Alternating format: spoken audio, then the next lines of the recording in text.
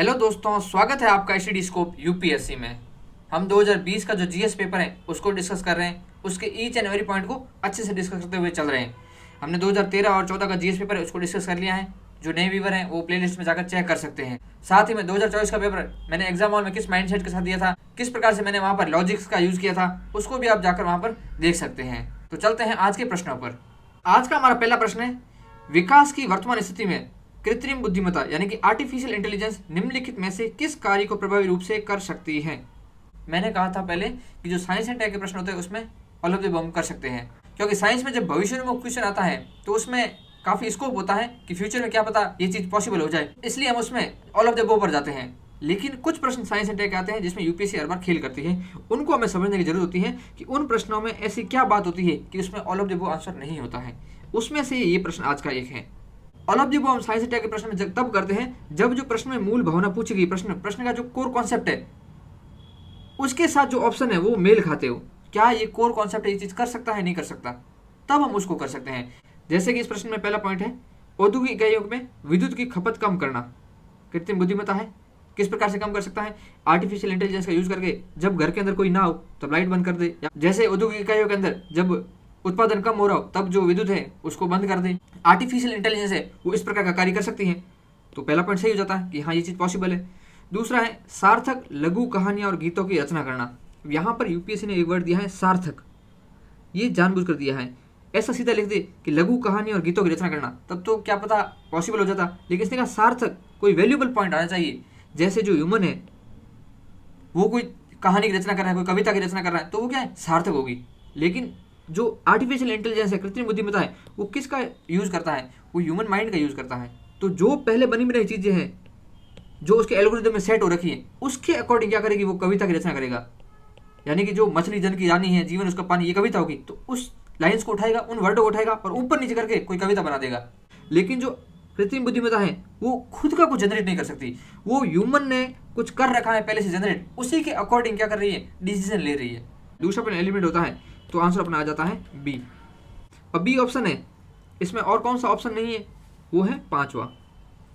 तीसरा है रोगों का निदान करना। रोगों का निदान यानी कि डायग्नोसिस। डायग्नोसिस के अंदर जो आर्टिफिशियल इंटेलिजेंस है वो यूज़ की जा सकती है। जो मशीन लर्निंग वगैरह होती है आर्टिफिशियल इंटेलिजेंस का पार्ट होती है। मशीन लर्निंग आपको इनपुट दे सकती है। जैसे कि किसी का पाँव फ्रैक्चर हो रखा है तो जो मशीन लर्निंग के सामने हम एक्सरे रखेंगे तो वो बता देगा कि हाँ इस पार्ट से टूटा हुआ है, इसको इस प्रकार से जोड़ेंगे तो इस प्रकार से टैबलेट्स वगैरह यूज़ करेंगे तो ठीक हो जाएगा। तो ये चीज़ें वो पॉसिबल है किसके द्वारा, एआई के द्वारा। चौथा है टेक्स्ट से स्पीच में परिवर्तन करना। ये टेक्स्ट से स्पीच में परिवर्तन कौन कर देता है? ये जो डीप लर्निंग होती है, मशीन लर्निंग का एक पार्ट होता है डीप लर्निंग। वो क्या करता है, जो टेक्स्ट हम लिखते हैं उसको वॉइस में चेंज कर देता है। जैसे आपने यूट्यूब पे काफ़ी वीडियो देखे होंगे जिसमें जो एआई वॉइस होती है, तो ये उसी का ही पार्ट है। पांचवा है विद्युत ऊर्जा का बेतार संचरण, जो कि एआई नहीं कर सकता। एआई होता है वो क्या करता है, अभी हमने पहले डिस्कस किया है कि एआई सिर्फ और सिर्फ जो मानव ने पहले चीज कर चुकी है उसी का यूज करके उसको नए रूप में प्रस्तुत करता है। अब यहाँ लिखा है विद्युत ऊर्जा का बेतार संचरण। विद्युत ऊर्जा का संचरण पहली बात तो किसमें होता है, इलेक्ट्रॉन के माध्यम से होता है। ये जस्ट नॉर्मल होता है कि जो ह्यूमन ने क्रिएट कर चुका है, ह्यूमन माइंड का यूज करके उसको मशीन के फॉर्म में यूज करना है, बस। तो इस प्रकार की बात पांचों पॉइंट में भी नहीं हो रहा। पांचों पॉइंट बहुत ज्यादा हार्श स्टेटमेंट हो जाता है। जो एआई है, एआई के मूल आइडिया से ये अलग बात है। दूसरा पॉइंट तो फिर भी कह सकते हैं कि एआई के थोड़ा आसपास भटकेगा, लेकिन पांचवा पॉइंट तो एआई के जो मूल स्वभाव है उसके आसपास भी नहीं है। तो पांचों पॉइंट भी एलिमिनेट करेंगे तो भी हमारा आंसर हो जाएगा बी। एआई क्या होता है, कंप्यूटेशनल सिस्टम की क्षमता को संदर्भित करता है जो आमतौर मानव बुद्धि से जुड़े कार्यों को करने के लिए होता है। जो मानव बुद्धि कार्य कर सकता है उन कार्यों को मशीन के द्वारा करवाना ही क्या है, एआई है। जैसे फॉर एग्जांपल, जैसे कि खाना बनाने का कार्य कौन करता है, मनुष्य करता है। तो खाना बनाने के दौरान क्या क्या इनपुट डालते हैं, क्या मसाले डालते हैं, कितनी सब्जी डालते हैं, कितना तेल डालते हैं, वो आप क्या बताएं, रोबोट को समझा दें, तो रोबोट क्या करेगा, खाना बनाने लगेगा। तो ये क्या है, ये है आर्टिफिशियल इंटेलिजेंस। जॉन मक्कार्थी ने एआई शब्द का सर्वप्रथम प्रयोग किया था। और अभी इंपॉर्टेंट है, 2023 या 24 में एआई शिखर सम्मेलन हुआ था। कहाँ पर, ब्लेचली पार्क। वो कहाँ पर है, यूके के अंदर है। ये इंपॉर्टेंट है, प्रश्न आ सकता है। हमारा अगला प्रश्न है, दृश्य प्रकाश संचार या वीएलसी तकनीक के संदर्भ में निम्नलिखित में से कौन सा कथन सही है। इस प्रश्न को हम इंग्लिश में पढ़ते हैं ताकि हम बेटर वे में समझ आ पाए, क्योंकि हिंदी के जो वर्ड है थोड़े से हार्ड है। यहाँ पर पहला पॉइंट है, VLC uses electromagnetic spectrum wavelength 375 to 780 nanometre. दूसरा है VLC is known as long range optical wireless communication. चौथा है VLC can transmit large amount of data faster than Bluetooth. VLC has no electromagnetic interference. VLC है उसका एक example है कौन, Li-Fi. Li-Fi और वाईफाई के बारे में आप जानते होंगे, नहीं जानते होंगे तो भी इस प्रश्न को हम कर सकते हैं। किस प्रकार से, यहाँ पर पूछा गया है विजिबल लाइट। विजिबल लाइट कौन सी होती है, जो इलेक्ट्रोमैग्नेटिक स्पेक्ट्रम होता है जिसके बारे में हम पहले अच्छे से पढ़ चुके हैं। उसमें क्या होता है, गामा रेज होती हैं, रेडी वेव्स होती हैं, एक्सरे होती हैं, अवरक्त तरंगें होती हैं। उस पर उसी में से एक है विजिबल लाइट्स। तो विजिबल लाइट्स होती हैं वो क्या करती हैं, वो भौतिक अवरोध को पार नहीं कर पाती हैं। फॉर एग्जाम्पल कोई बंद कमरा है, क्या वहाँ पर सनलाइट पहुँच पाएगी, बिल्कुल नहीं पहुँच पाएगी। इसका मतलब है कि विजिबल लाइट जो है वो भौतिक अवरोध को पार नहीं कर पाएगी। अब विजिबल लाइट है वो किसी भौतिक अवरोध को पार नहीं कर पा रही है तो क्या वो अधिक दूरी पर जा पाएगी, बिल्कुल नहीं जा पाएगी। फॉर एग्जाम्पल कोई कमरा है, उसमें हमने जो विजिबल लाइट कम्युनिकेशन टेक्नोलॉजी लगा दी है, यानी कि लाईफाई लगा दी है। तो अब कमरे के बाहर कोई बंदा बैठा है, उसको इस टेक्नोलॉजी का यूज़ करना है, तो यहाँ पर जो दृश्य प्रकाश है इस बंदे तक पहुँच ही नहीं पाएगी। तो किस प्रकार से वो कम्युनिकेशन कर पाएगा या संचार कर पाएगा। तो जो लार्ज रेंज के लिए ये यूज नहीं होती, ये होती है short range technology. Large range के लिए होती है रेडियो वेव्स। तो यहाँ पर जो दूसरा पॉइंट है, VLC is known as long range optical wireless communication, गलत हो जाता है, दूसरा गलत होता है, सीधा आंसर आ जाता है सी। अब हम जानते हैं VLC टेक्नोलॉजी के बारे में। दृश्य प्रकाश संचार या VLC तकनीक, यह वायरलेस संचार पद्धति है। जिस प्रकार से जो रेडियो वेव्स के माध्यम से कम्युनिकेशन होता है, जो हम रेडियो के अंदर सुनते हैं, FM हो गया, वो भी क्या होता है, वायरलेस संचार पद्धति है। उसी प्रकार दृश्य प्रकाश भी क्या है, वायरलेस संचार पद्धति है। क्योंकि जो दृश्य प्रकाश है वो भी क्या है, इलेक्ट्रोमैग्नेटिक वेव है, उसका यूज करके कम्युनिकेशन किया जाता है। तो ये भी क्या है, वायरलेस संचार पद्धति है, जो दृश्य प्रकाश का उपयोग करके उच्च गति डेटा संचरण को सक्षम बनाती है। इसमें जो डेटा संचारित करते हैं उसे बोलते हैं प्रकाश उत्सर्जक डायोड, यानी कि LED, जिसके माध्यम से दृश्य प्रकाश तरंगों को छोड़ा जाता है। और उस डेटा को कौन पढ़ता है, उससे पढ़ता है फोटो डायोड, जिसके कारण हम इंटरनेट का एक्सेस कर पाते हैं लाईफाई टेक्नोलॉजी में। की जो वेवलेंथ रेंज है वो कितनी है, 380 नैनोमीटर से 700 नैनोमीटर के बीच। तो जो पहला ऑप्शन हो जाता है वो सही हो जाता है। VLC की रेंज इंडोर या शॉर्ट रेंज संचार है, क्योंकि दृश्य प्रकाश अपारदर्शी दीवारों से होकर गुजर नहीं सकती। एकदम इजी पॉइंट, डेटा ट्रांसमिशन गति होती है इसकी बहुत अधिक होती है। जो लाईफाई टेक्नोलॉजी है उसकी गति जो वाईफाई है उससे बहुत ज़्यादा होती है। वाईफाई की होती है 1 Gbps, जबकि जो लाईफाई होती है उसकी गति होती है 24 Gbps के बराबर। VLC में दो भाग होते हैं, एक होता है ट्रांसमीटर और एक होता है रिसीवर। ट्रांसमीटर LED लाइट हो गई और रिसीवर हो गया फोटो डायोड। अब यहाँ पर जो प्रश्न में चौथा पॉइंट था, VLC has no electromagnetic interference, ये पॉइंट सही क्यों, उसको हम थोड़ा समझ लेते हैं। कि विजिबल लाइट कम्युनिकेशन में कोई इलेक्ट्रोमैग्नेटिक इंटरफेरेंस नहीं होता, क्योंकि हमने इलेक्ट्रोमैग्नेटिक स्पेक्ट्रम के बारे में पढ़ा था। तो इलेक्ट्रोमैग्नेटिक स्पेक्ट्रम के बारे में पढ़ा था, हमने क्या देखा था वहाँ पर, जो इलेक्ट्रोमैग्नेटिक स्पेक्ट्रम होता है उसमें सबसे पहले गामा रेज होती हैं, फिर एक्सरे होती है, फिर पराबैंगनी होगी, अवरक्त होगी, सबसे लास्ट में आती है रेडियो और बीच में आती है दृश्य प्रकाश। तो जब हम एक्सरे से रेडियो वेव्स की तरफ जाते हैं तो क्या होता है, आवृत्ति घटती है और तरंग दैर्ध्य होता है वो, या वेवलेंथ होती है वो बढ़ती है। तो जो भी यहाँ पर कम्युनिकेशन होता है वो आवृत्ति के माध्यम से होता है, फ्रीक्वेंसी के माध्यम से होता है। फ्रीक्वेंसी का क्या, मॉड्यूलेशन होता है, चेंजेस होते हैं, मॉड्यूलेशन यानी कि चेंजेस। इस आवृत्ति में चेंजेस के कारण क्या होता है, कम्युनिकेशन होता है। जैसे फॉर एग्जाम्पल जो रेडियो वेव्स होते हैं, आपने FM के अंदर सुना होगा, एक होता है 89.5, 92.5। तो जो 92.5 फ्रीक्वेंसी लेंथ है इस पर ये चैनल काम करता है। 89.5 जो फ्रीक्वेंसी लेंथ है उस पर ये दूसरा चैनल काम करता है। तो ये होता है इनकी आवृत्ति। तो जो रेडियो वेव्स होती हैं उसके अंदर जो आवृत्ति की परास होती है वो बहुत ही ज़्यादा कम होती है। परास यानी कि सबसे न्यूनतम आवृत्ति और उच्चतम आवृत्ति के बीच का क्षेत्र। जबकि जो यहाँ पर दृश्य प्रकाश है वो इलेक्ट्रोमैग्नेटिक स्पेक्ट्रम के अंदर रेडियो वेव से पहले आ रहा है, यानी कि इसकी आवृत्ति रेडियो वेव से 1000 गुना अधिक होती है। तो इसमें आवृत्ति अधिक होने के कारण क्या होता है, बहुत सारा ऑप्शन मिल जाता है। जैसे एक एग्जाम्पल के रूप में समझिए, एक चीज़ है वो है रेडियो वेव्स जिसमें 10 आदमी काम करते हैं, और दूसरा है दृश्य प्रकाश जिसमें 10,000 आदमी काम करते हैं। तो यहाँ पर पहले बोल दिया कि जो रेडियो वेव्स हैं उनसे आपसे 100 कार्य करवाने हैं। आदमी कितने हैं यहाँ पर, 10 आदमी हैं। तो अब 10 आदमी काम करेंगे 100 कार्य, तो ओवरलैपिंग होगी। यहाँ पर जो दृश्य प्रकाश है इसमें कितने आदमी हैं, 10,000 आदमी हैं, और कार्य कितने हैं, 100 ही है। तो इसमें जो कार्य है उसमें ओवरलैपिंग बिल्कुल भी नहीं होगी, जबकि रेडियो वेव्स में क्या होगी, कार्यों में ओवरलैपिंग होगी। यही इसका मतलब है। पहला पॉइंट है VLC दृश्यमान प्रकाश स्पेक्ट्रम में काम करता है जो रेडियो फ्रीक्वेंसी से अलग है। दूसरा है फ्रीक्वेंसी रेंज 380 नैनोमीटर से 700 नैनोमीटर के बीच है। यह रेडियो संचार के लिए उपयोग की जाने वाली फ्रीक्वेंसी से 1000 गुना अधिक है। अभी जो हमने समझा यही पॉइंट है। तीसरा है वीएलसी को भौतिक बाधाओं और परावर्तकों का उपयोग करके एक भौतिक स्थान के भीतर सीमित किया जा सकता है। जैसे कि ये एक घेरा है, ये दूसरा घेरा है। अब यहाँ पर बाहर बंदे काम कर रहे हैं। अब यहाँ पर क्या है, दृश्य प्रकाश है, तो दृश्य प्रकाश है इस बीच वाले घेरे के अंदर ही काम करेगा, यानी कि बाहर वालों के साथ इंटरफेरेंस नहीं करेगा, क्योंकि इसे बीच के अंदर रोका जा सकता है किसके द्वारा, ठोस अवरोधकों के माध्यम से। जबकि जो रेडियो वेव्स होती हैं वह रुकेगी नहीं, ये बाहर भी निकल जाएगी, बाहर वालों के साथ क्या करेगी, इंटरफेरेंस करेगी। तो ये मतलब हो गया तीसरे पॉइंट का। इसलिए रेडियो वेव्स होते हैं उसमें इंटरफेरेंस ज़्यादा होता है, जबकि जो दृश्य प्रकाश होता है उसमें इंटरफेरेंस नहीं होता है। चौथा पॉइंट है वीएलसी और दृश्य प्रकाश है, और दृश्य प्रकाश को है एक दिशा में भेजा जा सकता है, जबकि रेडियो वेव्स होता है वो सभी दिशाओं में जाती हैं, इसके कारण इंटरफेरेंस ज़्यादा हो जाता है। इसलिए जो होता है विजिबल लाइट कम्युनिकेशन में कोई इलेक्ट्रोमैग्नेटिक इंटरफेरेंस नहीं होता है, जबकि जो रेडियो वेव्स है उसमें इलेक्ट्रोमैग्नेटिक इंटरफेरेंस बहुत ही ज़्यादा होता है। यहाँ पर इसका आंसर होता है सी। चलते हैं अगले प्रश्न पर। अगला प्रश्न है ब्लॉकचेन तकनीक के संदर्भ में निम्नलिखित कथनों पर विचार कीजिए। यहाँ पर पूछा है ब्लॉकचेन तकनीक के बारे में। हम ब्लॉकचेन तकनीक के बारे में यहाँ पर वीडियो में पहले पूरा समझ लेते हैं कि होता क्या है ये ब्लॉकचेन तकनीक। यह एक डिजिटल सार्वजनिक बही खाता होता है, पब्लिक लेजर है, जिसमें प्रत्येक लेन देन अथवा ट्रांजैक्शन का रिकॉर्ड दर्ज किया जाता है। सबसे पहले समझ लेते हैं कि ब्लॉकचेन टेक्नोलॉजी आई क्यों, इसकी जरूरत क्यों पड़ी। तो जैसे कि कोई बंदा है, पर्सन ए, ये भारत में रहता है, और पर्सन बी है वो ऑस्ट्रेलिया के अंदर रहता है।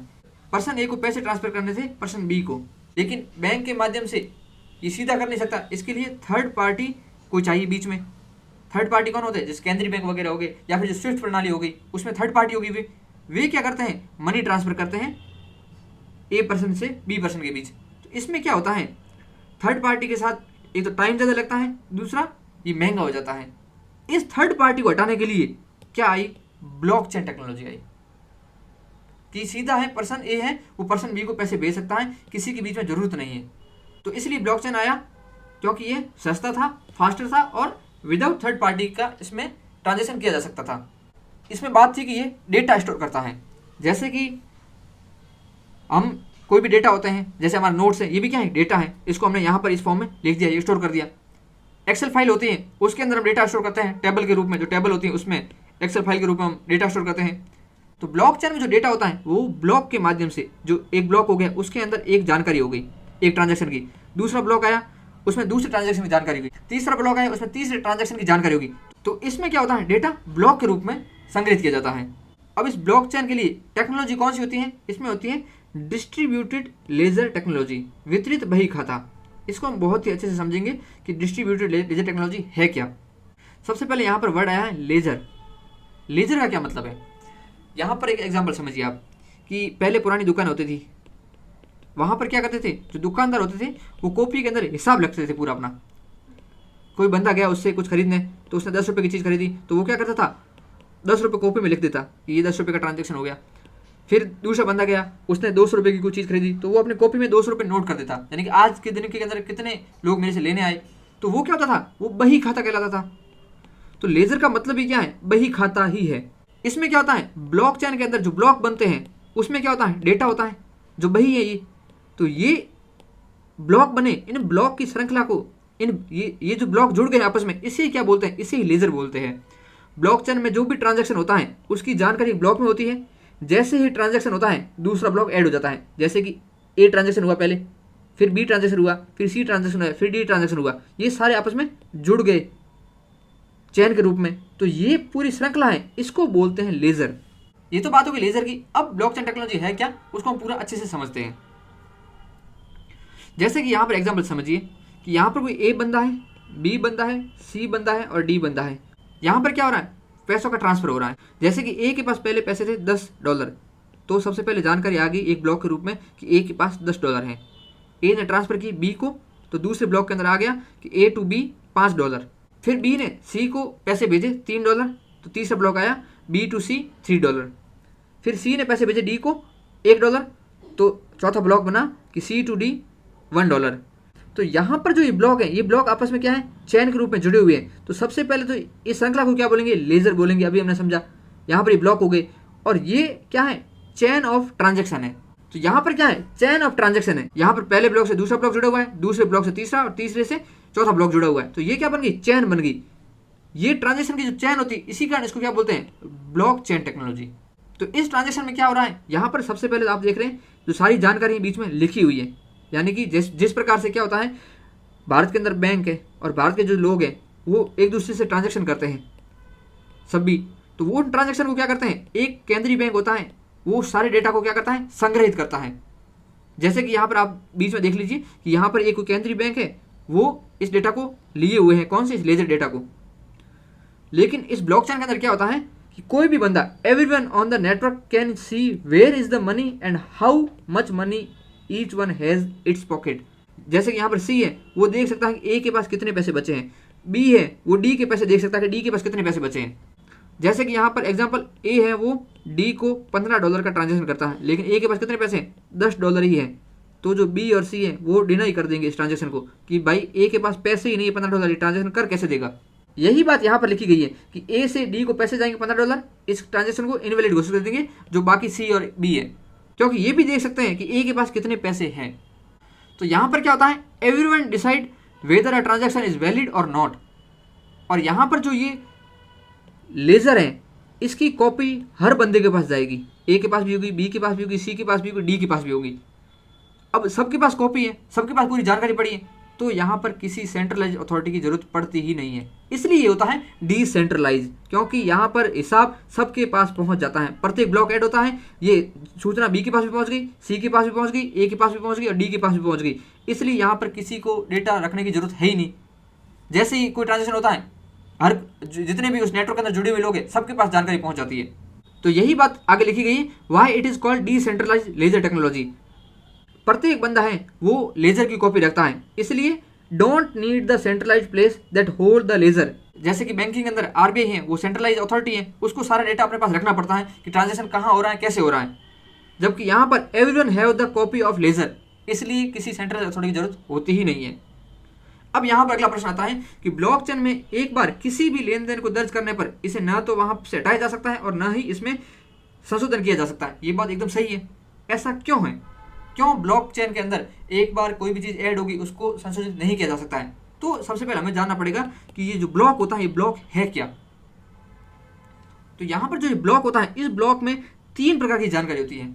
एक तो जो डाटा होता है ट्रांजेक्शन का, जैसे कि यहाँ पर पहले देखा था ए ने बी को $10 भेजे या $5 भेजे, तो ये डेटा हो गया, कितने बजे भेजे, कब भेजे, सारी जानकारी हो जाएगी इस प्रकार का डेटा में।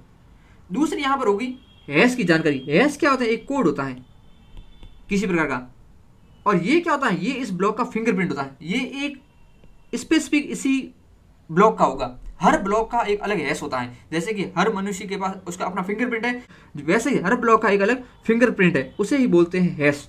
ये जानकारी होगी। तीसरी यहाँ पर इंपॉर्टेंट जानकारी क्या होती है, वो होती है इससे जो पिछला ब्लॉक होता है उसका हैश भी यहाँ पर होता है। तो फॉर एग्जाम्पल पिछले ब्लॉक के अंदर कुछ चेंजेस आया, उसके अंदर किसी ने कुछ छेड़छाड़ कर दी, तो इसका हैश भी यहाँ पर चेंज हो जाएगा। इसका हैश चेंज हुआ, यहाँ पर अगले का हैश चेंज हो जाएगा, यानी कि फिंगरप्रिंट चेंज होगा, क्योंकि इसके अंदर भी प्रीवियस हैश की जानकारी है, उसके अकॉर्डिंग इसका हैश बना है। इस प्रकार से क्या होगा, पूरे जो चेन है उसका हैश चेंज हो जाएगा, तो पता चल जाएगा। इसलिए इसके अंदर किसी भी प्रकार की छेड़छाड़ नहीं की जा सकती।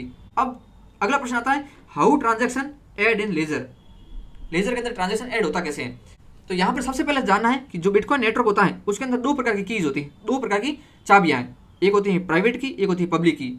जैसे प्राइवेट की से समझ लीजिए आपका ईमेल अकाउंट है, तो ईमेल अकाउंट का जो पासवर्ड है वो हो गई प्राइवेट की, और जो आपका ईमेल अकाउंट है जिसके बारे में सबको पता है वो हो गया पब्लिक की। तो ये 2 की होती है। अब इसमें क्या करता है, पब्लिक की के अंदर सारी जानकारी होती है, कितने पैसे भेजे जा रहे हैं और किसको भेजा जा रहा है। प्राइवेट की के अंदर क्या होता है, जो ट्रांजैक्शन फिल ने जैक को भेजा है तो वो जैक रीड कर पाएगा कि हाँ ये मेरा ही कॉइन है या ये पैसा है वो मेरा ही है। ये होती है प्राइवेट की। जैसे कि यहाँ पर जो फिल है वो 2 बिटकॉइन भेज रहा है किसको, जैक को। तो यहाँ पर सबसे पहले क्या होगा, एक हैश बनेगा, फिंगरप्रिंट बनेगा किसका, उस ब्लॉक का।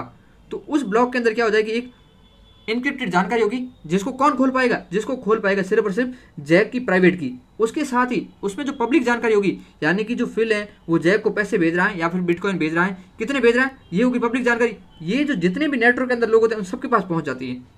तो ये जानकारी सबके पास पहुंच गई। और जो बिटकॉइन भेजे उसको किसने रीड किया, जैक की प्राइवेट की ने, और जैक के पास जो बिटकॉइन है वो पहुंच गया।